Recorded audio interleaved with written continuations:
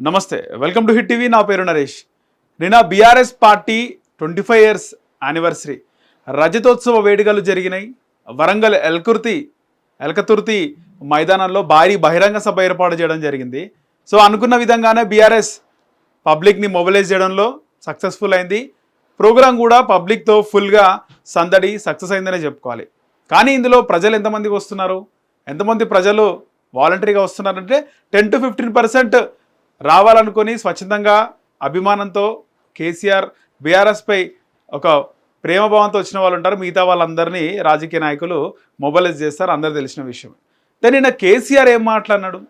నార్మల్గా బీఆర్ఎస్ 25వ రజతోత్సవ వేడుక silver Jubilee event అన్నప్పుడు ఖచ్చితంగా 2001లో పార్టీ పెట్టినప్పుడు పరిస్థితి ఏ విధంగా ఉంది, పార్టీ పెట్టినప్పుడు ఎవరెవరు తనకు సహకరించారు, కొండా లక్ష్మణ్ బాబుజీ, ప్రొఫెసర్ జయశంకర్, ఆ తర్వాత మలిదశ తెలంగాణ ఉద్యమంలో ఎంతమంది తెలంగాణ యువత అమరులైనారు, అసువులు బాసినారు, వాళ్ళందరినీ గుర్తు చేసుకునే అవసరం ఉంది. కానీ ఈ మూడు కూడా కేసీఆర్ ఎక్కడ కూడా చేయలేదు. కొండా లక్ష్మణ్ బాబుజీ పేరు చెప్పలేదు. కొండా లక్ష్మణ్ బాబుజీ కేసీఆర్కి పార్టీ ఆఫీస్ లేకపోతే తన సొంత ఇంటిని ఇచ్చినటువంటి బీసీ బిడ్డ. ప్రొఫెసర్ జయశంకర్ తెలంగాణ కోసం ఎప్పుడు కేసీఆర్ వెంటే అహర్నిశలు కూడా ఉన్నారు. వాళ్ళ ఇద్దరు పేర్లు కూడా ఎత్తలేదు. ఇక అమరవీరుల స్తూపం, తెలంగాణ తల్లికి నమస్కారం, ఇవన్నీ కూడా పార్టీకి సంబంధించినటువంటి ప్రోటోకాల్. కానీ ఎక్కడ కూడా అమరవీరుల గురించి మాట్లాడలేదు. అసలు బీఆర్ఎస్ పార్టీ పెట్టడానికి కారణాలు, పెట్టిన తర్వాత ఏ విధంగా ఉండే ఆ పార్టీకి ఇప్పటివరకు కష్టపడ్డ నాయకుల గురించి ఎక్కడ కూడా ప్రస్తావించలేదు. మొత్తం కూడా ఈ బీఆర్ఎస్ ఆ పార్టీ ఆవిర్భావ దినోత్సవం అన్నప్పుడు ఆ పార్టీ కోసం ఖచ్చితంగా మాట్లాడాలి. ఒక 10-20% ప్రభుత్వాన్ని విమర్శించవచ్చు, అలాంటి కార్యక్రమాలు చేయొచ్చు. కానీ మొత్తం కూడా తన ఎజెండా కాంగ్రెస్ పార్టీని విమర్శించడం, కాంగ్రెస్ పార్టీ పథకాలను విమర్శించడం, తాను ఉన్నప్పుడు రాష్ట్రం బాగుండే, ఇప్పుడు రాష్ట్రం బాగలేదు, ఏం పథకాలు, కేంద్ర ప్రభుత్వం ఏం చేస్తుంది, బీజేపీ గురించి కూడా బాగా మాట్లాడినాడు. కేసీఆర్ స్పీచ్లో బాగా నచ్చిన అంశం ఏంటంటే ఆపరేషన్ కగార్కి సంబంధించి ఛత్తీస్గఢ్లో యువకులపై, గిరిజనులపై భారతీయ జనతా పార్టీ అంటే బీజేపీ ప్రభుత్వం చేస్తున్న మారణకాండాన్ని ఆపాలి, శాంతియుత చర్చలు జరపాలని కేసీఆర్ మాట్లాడడం జరిగింది. అదొకటి ఒక మంచి పాయింట్గా అనిపించింది. దీనికోసం అంటే ఒక జాతీయకు సంబంధించి, ఒక దేశ సమస్యకు సంబంధించి బీజేపీ పైన మాట్లాడినాడు. కానీ బీజేపీ ఇంతవరకు ఏం చేయలేదు. ఈ 11 ఏళ్లలో 11 పైసలు కూడా బీజేపీ ఇవ్వలేదు. ఒక ప్రాజెక్టు కూడా జాతీయ హోదా కల్పించలేదని కేసీఆర్ మాట్లాడినాడు. సో 10 సంవత్సరాలు మీరే కదా ప్రభుత్వంలో ఉంది, కేసీఆర్ కదా 10 సంవత్సరాలు ప్రభుత్వంలో ఉంది, ఎందుకు కేంద్రం మెడలు వంచి అనుకున్నవి సాధించలేకపోయారు? ఇక్కడ కేసీఆర్ చాతగాని తనం కూడా జనాలు చూస్తారు కదా. కేవలం బీజేపీ కానీ కేంద్ర ప్రభుత్వమైన నింద మోపితే 10 ఏళ్ళు మీరు ముఖ్యమంత్రిగా ఉండి బీజేపీతో అంతగానం ఉన్న మీరు మరి ఏం ఎందుకు చేయించుకోలేదని ప్రజలు కూడా ఆలోచిస్తారు. కానీ ఇక్కడ రాష్ట్రంలో కాంగ్రెస్ని, దేశంలో బీజేపీని ఒక బూచిగా, విలన్గా చూపే ప్రయత్నం చేస్తున్నారు. కేవలం విలనే కాదు, కాంగ్రెస్ పార్టీ ఈ రాష్ట్రానికి నెంబర్ 1 విలన్ అంటూ కేసీఆర్ మాట్లాడడం. సో కేసీఆర్ ఆ మాటల్లో కూడా పసలేనట్టు అనిపించింది. ఒకప్పుడు కేసీఆర్ మాట్లాడుతుంటే, తన సామెతలు చెప్తూ ఉంటే చాలా ఇంట్రెస్టింగ్గా అనిపించేది. కానీ నిన్న కేసీఆర్ ఆ సామెతలు చెప్తుంటే మరి జనాలకు రొటీన్ అనిపించిందా, లేదా కేసీఆర్లో ఆ చెప్పే ఏదైతే మాటల్లో పసలేదా అనే ఒక డౌట్ కలిగింది. చాలా ఇంట్రెస్టింగ్ అయితే అస్సలు లేదు కేసీఆర్ స్పీచ్. పైగా నిన్న సభకి వెళ్ళిన వాళ్ళు, సభని చూసిన వాళ్ళు, సభని మొత్తం కూడా ముందు నుంచి చూసిన వాళ్ళకు ఒక క్లారిటీ మాత్రం వస్తుంది. ఈ సభకి సంబంధించి ఒకటి 25 సంవత్సరాల సెలబ్రేషన్సే కాదు, తన తర్వాత బీఆర్ఎస్ పార్టీకి అధినేత కానీ ఒకవేళ భవిష్యత్తులో ప్రభుత్వం వస్తే ముఖ్యమంత్రిగా కేటీఆర్ అవుతాడనే ఒక అంశాన్ని కేసీఆర్ మాత్రం చెప్పడం జరిగింది. ఎక్కడ చూసినా కేటీఆర్ కటౌట్లే. హరీష్ రావు నామరూపాలు లేకుండా పోయింది, హరీష్ రావుకి ఒక వాల్యూ కూడా లేకుండా పోయింది, ఒక ప్రోటోకాల్ కూడా లేదు. పైగా హరీష్ రావుని పక్కన పెట్టినట్టు కూడా అనిపించింది. దానికి ఇది బీఆర్ఎస్కి సంబంధించి ఒక సభ సక్సెస్ అయినప్పటికీ కూడా అదేదో ఆపరేషన్ సక్సెస్ఫుల్ పేషెంట్ డెడ్ అనే విధంగా సభ అయితే సక్సెస్ అయింది. కానీ దానివల్ల బీఆర్ఎస్కి కానీ లేదా బీఆర్ఎస్కి రాబోయే ఎన్నికల్లో కానీ ఈ సభ ప్లస్ అయ్యే అవకాశం అయితే లేదు. సభ పైన చాలా ఎక్స్పెక్టేషన్స్ ఉండే, కేసీఆర్ మాట్లాడడంపై చాలా ఎక్స్పెక్టేషన్స్ ఉండే, కానీ ఏవి కూడా లేవు. కానీ కేసీఆర్ ఇంకా ఈగోకి వెళ్తుండు అనేది ఈ సభ చూస్తే మనకి ఇట్టే అర్థమైపోతుంది.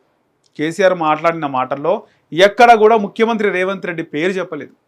ముఖ్యమంత్రి రేవంత్ రెడ్డి పేరు చెప్పకుండా ఆయన వేసిన పథకాలు, ఉచిత బస్సు ఇచ్చినారు, జుట్లు పట్టుకొని కొట్లాడుతున్నారు, ఎవడేమన్నాడు ఉచిత బస్సు అనే విధంగా కేసీఆర్ మాట్లాడడం, ఎక్కడ కూడా రేవంత్ రెడ్డి పేరు తీయకుండా విమర్శించడం కేసీఆర్ స్టైల్ని మరోసారి నిరూపించారు. కానీ ఇలా ఒక ముఖ్యమంత్రి గురించి పేరు తీయకపోవడం కావాలనే ఒక స్ట్రాటజీ ప్రకారమే కేసీఆర్ పేరు తీయలేదు. రేవంత్ రెడ్డిని ముఖ్యమంత్రిగా చూసే ఇష్టం లేదు, అందుకే అసెంబ్లీకి కూడా రావట్లేదు. రేవంత్ రెడ్డిని ముఖ్యమంత్రిగానే కేసీఆర్ చూడట్లేదు అనేది ఇట్టే అర్థమైపోతుంది.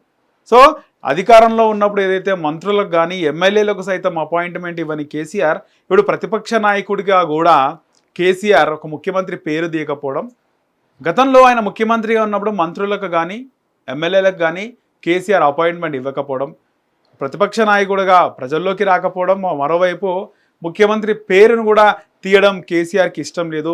కేసీఆర్ ఈగో మరోసారి బహిర్గతం అయింది.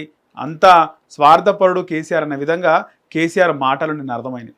సో మొత్తానికి కేసీఆర్కి సంబంధించి ఆయన మాట్లాడే విధానం ఆ సభకు వెళ్ళినా కానీ లేదా కేసీఆర్ ఫాలోవర్స్కి నచ్చినా కూడా బయటకు మాత్రం కేసీఆర్ హుందాతనంగా వ్యవహరించలేదు.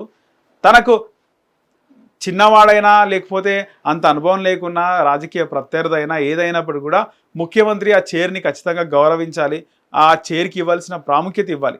ఆంధ్రప్రదేశ్ విషయానికి వస్తే అక్కడ జగన్మోహన్ రెడ్డి తన ప్రత్యర్థి కొడుకు, చిన్నవాడు కొడుకు వయసు కలిగిన జగన్మోహన్ రెడ్డి ముఖ్యమంత్రి అయినా చంద్రబాబు ఆ వాల్యూ ఆ విధంగానే ఇవ్వడం జరిగింది.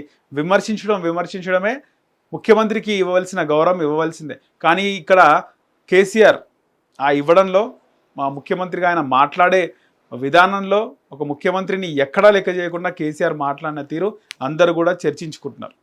పైగా కేసీఆర్ మాట్లాడుతూ ఏం చేసింది ఈ కాంగ్రెస్ ప్రభుత్వం అంటే, ఖచ్చితంగా ఏ ప్రభుత్వం అయినా కూడా మంచి చేస్తుంది, కొన్ని చెప్పిన పనులు చెయ్యవు. సో రాజకీయాల్లో కన్స్ట్రక్టివ్ పాలిటిక్స్ ఉంటే బాగుంటుంది. ఎందుకంటే అన్ని ప్రభుత్వాలు డెవలప్ చేస్తేనే వ్యవస్థ, సొసైటీ వరకు వచ్చింది. కేసీఆర్ హయాంలో మంచి పథకాలు ఉన్నాయి, రేవంత్ రెడ్డి ముఖ్యమంత్రిగా ఉన్నాడు, ఆయన హయాంలో కూడా మంచి పథకాలు కొన్ని కొనసాగుతున్నాయి. కాకపోతే వాళ్ళు చెప్పిన హామీలన్నీ నెరవేర్చలేకపోతున్నారు. ఆర్థికంగా వెనుకబడి ఉన్నాము, బడ్జెట్ లేదు అనే విధంగా రేవంత్ రెడ్డి మాట్లాడుతున్నారు. కానీ కేసీఆర్ నా హయాంలో బాగుండే, నేను ఇచ్చిన హామీలన్నీ అమలు చేసినాను, కానీ రేవంత్ రెడ్డి ఏం చేయట్లేదు అనే విధంగా కేసీఆర్ మాట్లాడుతున్నారు. ఒకసారి హామీల విషయానికి వస్తే కేసీఆర్ ఇచ్చిన మాటలు, హామీలు ఒకసారి మాట్లాడుకుంటే, తెలంగాణ రాష్ట్రం ఏర్పడితే మొట్టమొదటిది దళితుడు ముఖ్యమంత్రి అవుతాడన్నాడు, దళితులకు 3 ఎకరాల భూమి అన్నారు. ఇలా చెప్పుకుంటూ పోతే అనేక హామీలు గంగలో కలిసిపోయినాయి. సో రేవంత్ రెడ్డి కూడా ఆయన ప్రభుత్వంలోకి రావడానికి 6 గ్యారంటీలు కాక అనేక హామీలు కొన్ని ఇవ్వడం జరిగింది. ఫ్రీ స్కూటీ అని, తులం బంగారం అని, ఇలాంటి కొన్ని హామీలు ఇచ్చినారు. మొత్తానికి అధికారంలోకి వచ్చిన తర్వాత అమలు చేస్తాం, విడతల వారీగా అమలు చేస్తామంటున్నాడు. సో కేసీఆర్ ఏమో తన హయాంలో బంగారు తెలంగాణ ఉండే, ఇప్పుడు ఏం లేకుండా పోయింది, తెలంగాణ దీనస్థితిలో ఉన్నట్టుగా కేసీఆర్ మాట్లాడడం జరిగింది.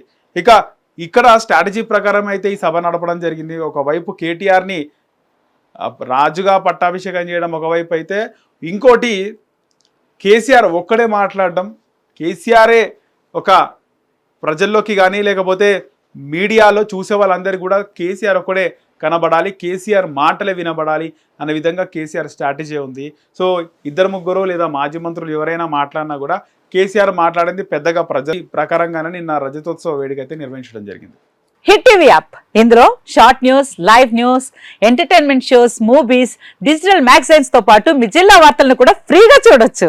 ఇంకెందుకు ఆలస్యం, వెంటనే హిట్ టీవీ యాప్ ని డౌన్లోడ్ చేసుకుని ఫ్రీగా ఎంటర్టైన్మెంట్ పొందండి. Hit TV app, hit TV app, please download hit TV app. Hit TV app ని ఫ్రీగా డౌన్లోడ్ చేసుకొని ఎంజాయ్ చేయండి. మీకు నచ్చిన ఎంటర్టైన్మెంట్ కోసం హిట్ టీవీ యాప్ ని ఫ్రీగా డౌన్లోడ్ చేసుకొని ఎంజాయ్ చేయండి. హిట్ టీవీ యాప్ ని డౌన్లోడ్ చేసుకుని ఆస్వాదించండి, ఆశీర్వదించండి. ఇంతమంది సెలబ్రిటీలు హిట్ టీవీ యాప్ ని డౌన్లోడ్ చేసుకోండి అని చెప్తున్నారంటే ఎంత మంచి యాప్ ఆలోచించండి. అమెరికా అమెరికా అమెరికా అమెరికాలో చదవాలనుకునే వాళ్ళకి విశ్వసనీయమైన పేరు మన శౌర్య కన్సల్టెన్సీ. UK లో 1 year masters, UK లో 1 year masters, 2 years work permit up to 5 years visa. Contact Saurya Consultancy. Contact 89851 89851.